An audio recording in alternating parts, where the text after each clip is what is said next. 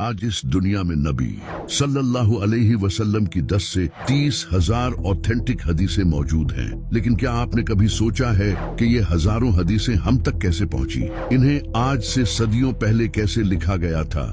आज से 1400 साल पहले जब नबी सल्लल्लाहु अलैहि वसल्लम अपने सहाबा को कोई हदीस सुनाते थे तो आप सल्लल्लाहु अलैहि वसल्लम के सहाबा उसे याद कर लिया करते थे और आगे दूसरे मुसलमानों को भी ये हदीस सुनाया करते थे, क्योंकि उस वक्त अरब में शायरी और हिस्ट्री का काफी कल्चर था और लोग ये सब अपने बच्चों को सुनाया करते थे। इसके अलावा अरब के लोग रात को महफिलें लगाया करते थे जहाँ वो शायरी सुनाते थे। इसी वजह से कई सहाबा भी शायर थे, जैसे हजरत हसन बिन साबित, जिनके बारे में नबी सल्लल्लाहु अलैहि वसल्लम ने फरमाया था कि हसन के अशआर हमारे दुश्मनों पर तीरों की तरह हमला करते हैं। इसी वजह से अरब के लोगों की मेमोरी काफी स्ट्रांग थी और इन्हें चीजें बड़ी आसानी से काफी अरसे तक याद रहती थी। जब सहाबा नबी सल्लल्लाहु अलैहि वसल्लम से कोई हदीस सुनते थे तो वो ग्रुप्स में बैठकर एक दूसरे को ये हदीस सुनाया करते और याद किया करते थे। अगर कोई सहाबी कोई हदीस बयान करता था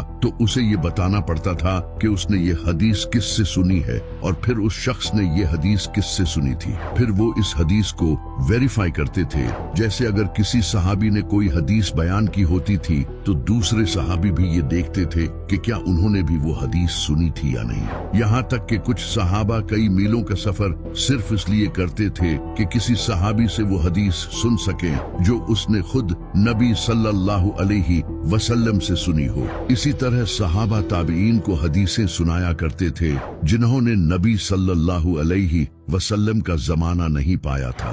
ये ताबीन हदीस के साथ साथ इसकी सनद को भी याद रखते थे, जैसे कि ये हदीस किससे सुनी और फिर उस शख्स ने किससे सुनी थी और किस तरह ये सिलसिला नबी सल्लल्लाहु अलैहि वसल्लम से जुड़ा। इसी सनद की बुनियाद पर यह डिसाइड किया जाता था कि कौन सी हदीस सही है, कौन सी ज़ईफ और कौन सी हदीस झूठी घड़ी गई है। जबकि कुछ सहाबा हदीस लिख लिया करते थे, जैसे हजरत अब्दुल्लाह बिन अमर बिन आस रजी अल्लाह तआला अन्हु, जो नबी सल्लल्लाहु अलैहि वसल्लम की हर हदीस को लिखा करते थे और उन्होंने इन तमाम हदीसों की एक किताब बनाई थी जिसे सहीफा सादिका कहा जाता है। इसमें कई सौ हदीसें लिखी गई थी, लेकिन सारे सहाबा ऐसा नहीं करते थे क्योंकि उस वक्त अरब में लिखने का सामान बहुत ही लिमिटेड और काफी महंगा था, जिसे हर कोई अफोर्ड नहीं कर सकता था। लोग पत्तों पर, जानवरों की हड्डियों पर या चमड़े के टुकड़ों पर लिखा करते थे। यहाँ तक कि कुरान भी इन्हीं चीजों पर लिखा जाता था। लेकिन हदीसें लिखना उस वक्त सबसे बेस्ट तरीका था, क्योंकि उस वक्त अरबिक राइटिंग अभी प्रॉपर डेवलप नहीं हुई थी। यानी उस वक्त अरबी में डॉट्स और वावल्स नहीं यूज किए जाते थे, जिसकी वजह से लफ्जों का मतलब चेंज करना बहुत मुश्किल था। इसके अलावा इन नोट्स को आगे ट्रांसमिट करना भी बहुत आसान था। जैसे कि सहाबा ये लिखी हुई हदीसें अपने बाद आने वाले मुसलमानों यानी ताबीन को दे दिया करते थे, जो बाद में कई स्कॉलर्स के लिए बहुत बेनिफिशियल साबित हुई। ये स्कॉलर्स हदीसों को इनके साथ दोबारा चेक कर लिया करते थे जो उन्होंने सुनी थी। नबी सल्लल्लाहु अलैहि वसल्लम इस बात का बहुत ख्याल रखते थे। आप अपने सिर्फ कुछ ट्रस्टेड सहाबा को ही हदीसें लिखने देते थे। इसकी वजह ये थी कि उस वक्त कुरान भी नाजिल हो रहा था और आपको डर था कि कहीं लोग कुरान और हदीस को आपस में मिला न दें। इसी वजह से नबी सल्लल्लाहु अलैहि वसल्लम अपने सहाबा को बार बार ये कहा करते थे कि जिसने मुझ पर झूठ बांधा वो अपना ठिकाना जहन्नम में बना ले। आपने ये बात अपने सहाबा के माइंड में फिट कर दी थी। नबी सल्लल्लाहु अलैहि वसल्लम की वफात के बाद हदीसों को लिखने का सिलसिला शुरू हुआ, क्योंकि अब नबी सल्लल्लाहु अलैहि वसल्लम इस दुनिया से जा चुके थे और जाहिर है कि अब हदीसें आना बंद हो गई थी। नबी सल्लल्लाहु अलैहि वसल्लम की वफात के बाद जब हजरत अबू बकर रजी अल्लाह तआला अन्हु खलीफा बने तो इनके दौरे खिलाफत में कुरान को जमा करने का सिलसिला शुरू हुआ।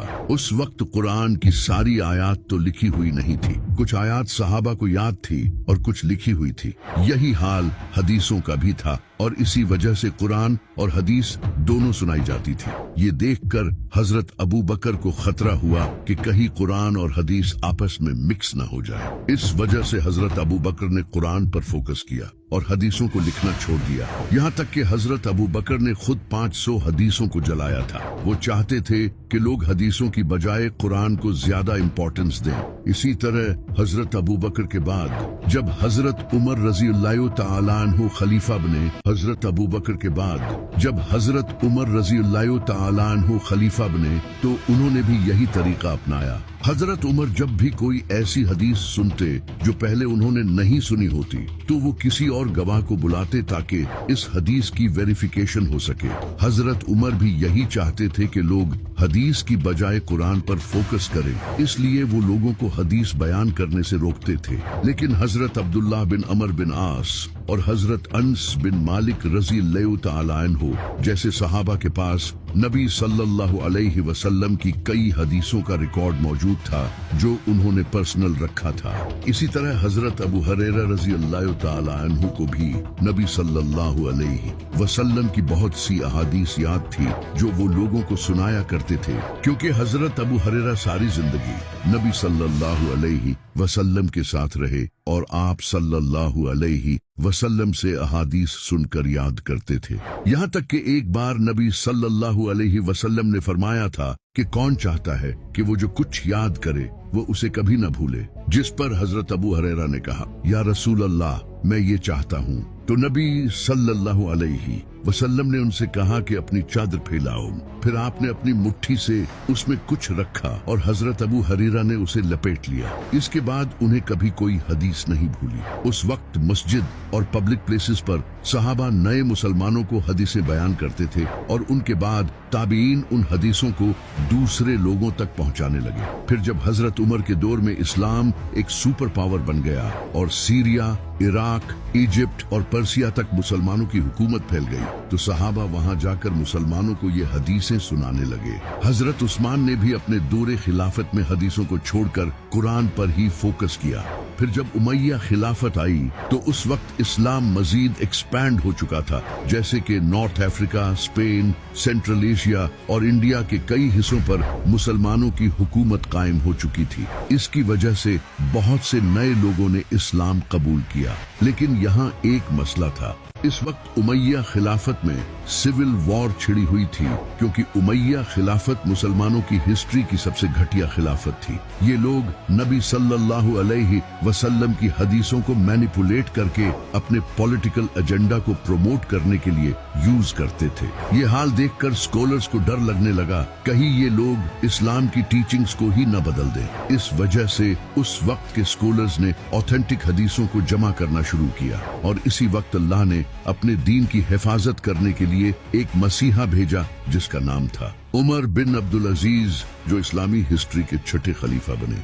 उमर बिन अब्दुल अजीज एक नहायत नेक और दरवेश इंसान थे। उन्होंने खलीफा बनते ही इस खतरे को महसूस किया और अपनी हुकूमत के सारे गवर्नर्स को हदीसें जमा करने का हुक्म दिया। उन्होंने कई स्कॉलर्स और हदीस एक्सपर्ट्स को इस काम के लिए अपॉइंट किया, जैसे कि इमाम ज़ोहरी, जिन्होंने उस वक्त बेशुमार हदीसें जमा की। उन्होंने हदीसों की असनाद की वेरिफिकेशन की और इन्हें किताबी शक्ल दी। ये देखकर और स्कॉलर्स भी हदीसों की वेरिफिकेशन करने लगे और इसी तरह इल्मुल रिजाल का आगाज हुआ। अब स्कॉलर्स हदीसों को वेरीफाई करने लगे और जो हदीस ऑथेंटिक होती उसे सहीह का टैग दे दिया करते और जो हदीस कमजोर होती उसे ज़ईफ का टैग दिया करते। इसी तरह स्कॉलर्स डिफरेंट इलाकों का सफर करने लगे, जैसे कूफा, मदीना, मक्का, बसरा और सीरिया। इन शहरों में हदीसों के कई रिकॉर्ड्स मौजूद थे जिन्हें स्कॉलर्स ने जमा किया था। ये वो टाइम था जब हदीसों को जमा करके किताबी शक्ल दी गई।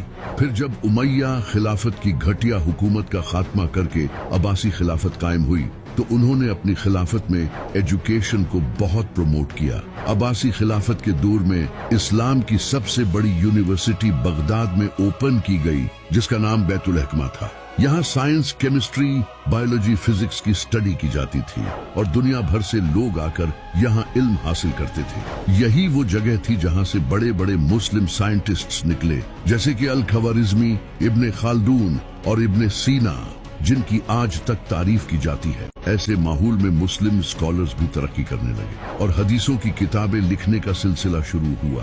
उस दौर में इस्लाम के दो बड़े आलम पैदा हुए, इमाम बुखारी और इमाम मुस्लिम, जिन्होंने लाखों हदीसों को वेरीफाई करने के बाद 60,000 हदीसों को अपनी किताब में शामिल किया। इमाम बुखारी की किताब को आज हम सहीह बुखारी के नाम से जानते हैं। इनके अलावा अब्बासी खिलाफत में और भी बड़े स्कॉलर्स पैदा हुए, जैसे कि इमाम अबू दाऊद, इमाम तिरमिजी, इमाम नसाई और इमाम इब्ने माजा। इन सब ने हदीसों को जमा करके 6 किताबें पब्लिश की, जो आज इस्लाम में हदीसों के मामले में सबसे ऑथेंटिक किताबें मानी जाती हैं। इन किताबों को कुतुबुल सित्ता कहा जाता है। बाद में ये किताबें पूरी दुनिया में फैल गई और आज तक मुसलमान इन किताबों को स्टडी करके आलम बनते हैं।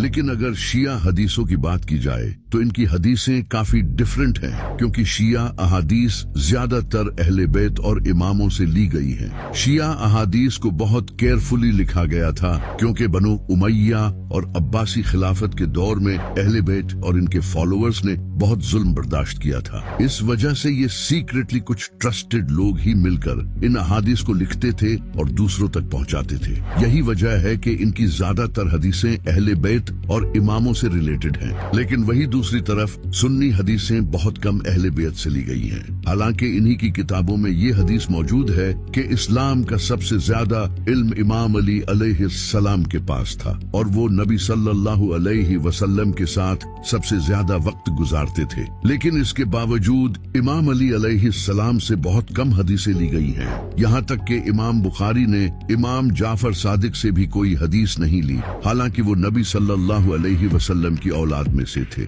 और इनके इल्म का अंदाजा तो आपको होगा ही। जब ये हदीसें लिखी जा रही थी, उस वक्त बनो उमैया की हुकूमत थी, जो अहले बैत से शदीद बुग़्ज़ रखते थे। और यही वो फर्क है जिसने इस उम्मत को तोड़ कर रखा है।